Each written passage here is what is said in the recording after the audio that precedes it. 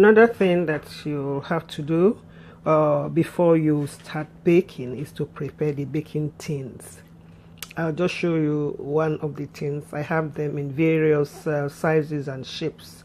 I have the basic things you need, just the greaseproof paper, a roll of greaseproof paper, the baking tin itself, a blob of sugar and butter.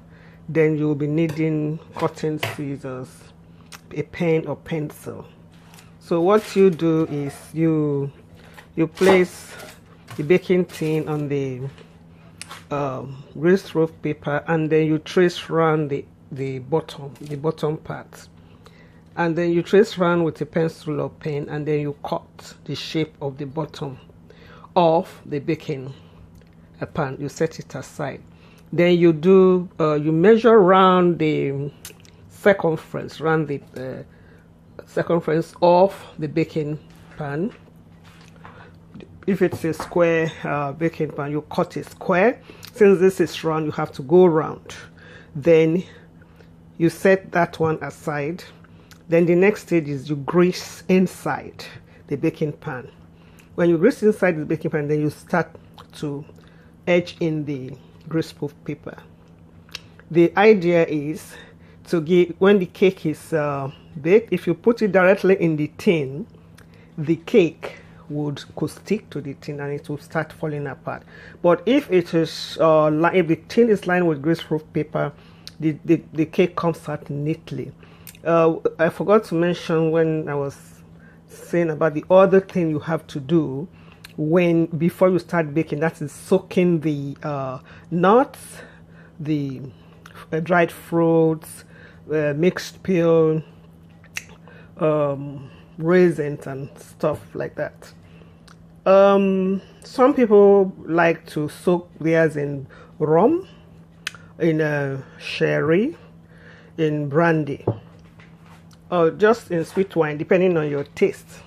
Those who don't drink will say, oh, I prefer to soak it in water with a little bit of vinegar. But if you're doing non-alcoholic or alcoholic soaking, if you're soaking your fillings, your nuts and stuff, dried fruit in alcohol, you could leave it at room temperature. But if you're soaking with water and vinegar, it will be better to put it in the fridge. Like I would like to mention that if you soak in alcohol, by the time the cake is baked, the alcohol would have evaporated, and then what you have is just the lovely flavor of the rum and the brandy and sherry, or what is sweet wine, white wine, whatever you have used to soak. If I'm doing a wedding cake, or this cake, Christmas cakes I want to do, I would have soaked. I use brandy, I use rum, depending on what the customer wants. Some people will insist that they want brandy or rum, which has the best flavors.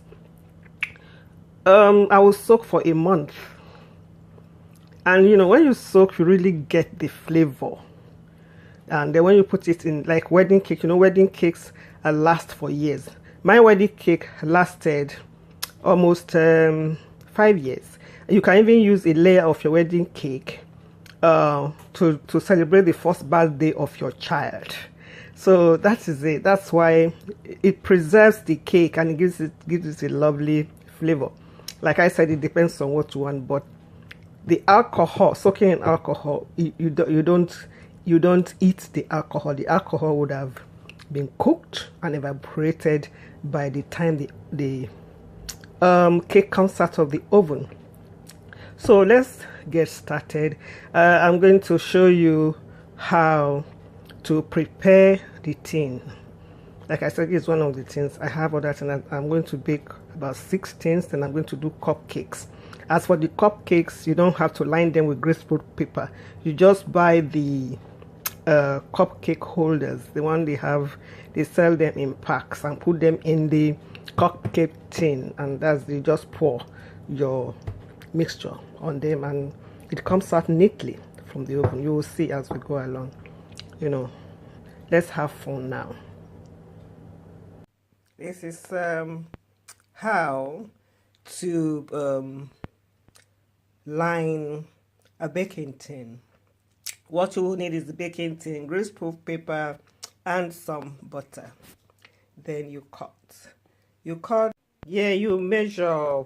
You just cut round the base with a pencil and scissors. You cut it round. Then you measure the circumference, the side of the tin and the depth. Then with that you cut out a strip of long greaseproof paper. Then you grease the sides of the tin, the inside, and you place the paper that you've cut, the strip, you place it round so that you have an overlap like that, so that it's perfectly sealed. Make sure there's no space for leaking. Then the base, you make the base so that the base is, the paper also curves around the base so that there's no space. It is then you place the base you had cut out before. You place this on top of all that.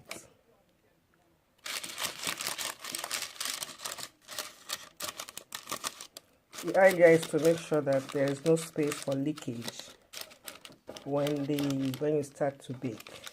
Make sure that everything it goes around like that, and there you are. Your tin is ready to receive your cake mixture. Perfect. So there you are.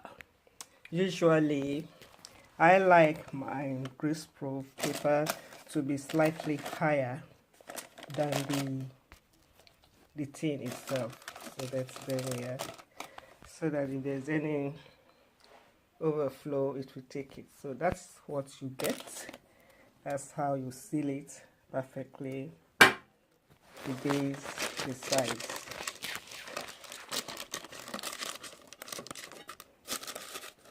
The sides, and there you are.